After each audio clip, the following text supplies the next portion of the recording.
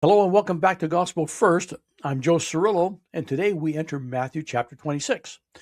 This is holy ground.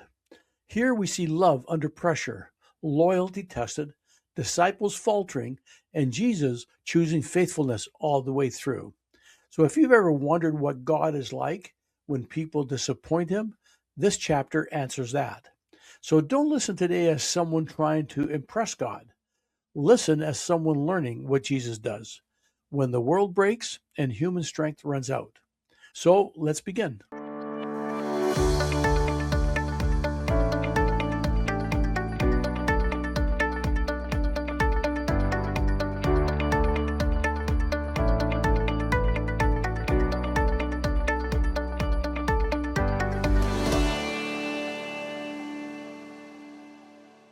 So today we're in Matthew chapter 26, verses 6 to 13. We're talking about Jesus is in Bethany now, and a woman comes to him with an alabaster box of precious ointment. She poured it on his head as he sat at meat, other words, at supper. That's in verse 7. Now some criticize her in verse 8. To what purpose is this waste? But Jesus defends her in verse 10. She hath done a good work upon me. Then in verse 12, he adds, she did it for my burial. Now this woman senses what others miss. Love often recognizes moments before logic catches up. What's the principle? Love offered freely is never wasted in God's eyes. Next, in Matthew chapter 26, verses 14 to 16, Matthew then shifts abruptly. In verse 14, he says, Then one of the 12, called Judas Iscariot, went unto the chief priests. In verse 15, he asks, What will you give me, and I will deliver him unto you? They offer 30 pieces of silver. Betrayal does not begin loudly. It begins when something else becomes more valuable than love. Something to think about. Where am I tempted to protect myself rather than trusting Jesus? And what quietly competes for my loyalty? Next, in Matthew 26, verses 17 to 30, Jesus gathers his disciples for Passover. In verse 26, during the meal, he takes bread. Take, eat, this is my body. Then in verse 28, takes the cup.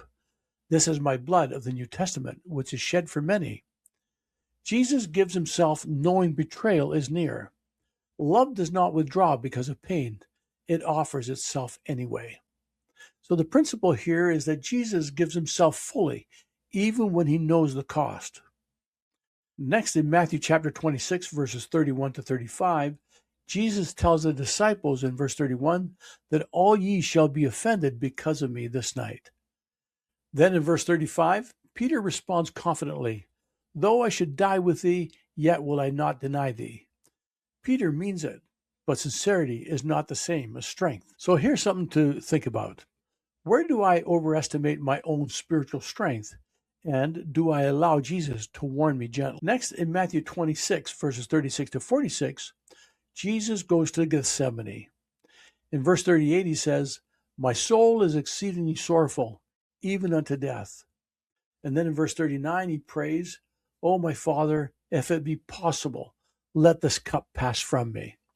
In verse 39, he adds, Nevertheless, not as I will, but as thou wilt. Now this is not weakness. This is surrender.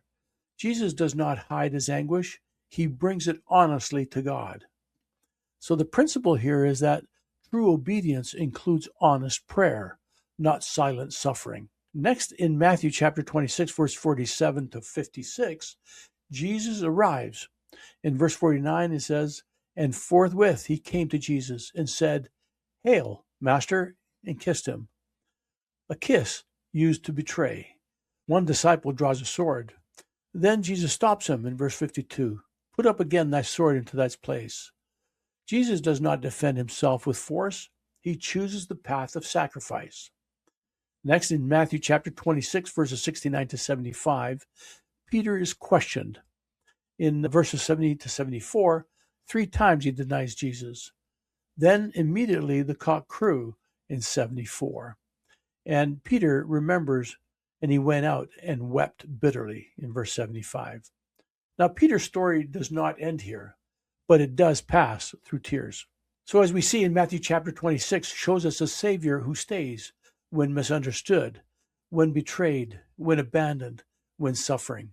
And it shows disciples who falter but are not forgotten. So if today you feel weak or regretful or afraid you won't be faithful enough, remember this: Jesus chose to stay so that even when we fail, we are not lost. Grace begins here. So that's it for today. Thank you again for staying faithful to the journey. May the Spirit continue to fill your heart and draw you closer to Jesus Christ. And if your heart feels even a little gentle nudge, again, I invite you to subscribe and share so that we can spread the gospel of Jesus Christ together.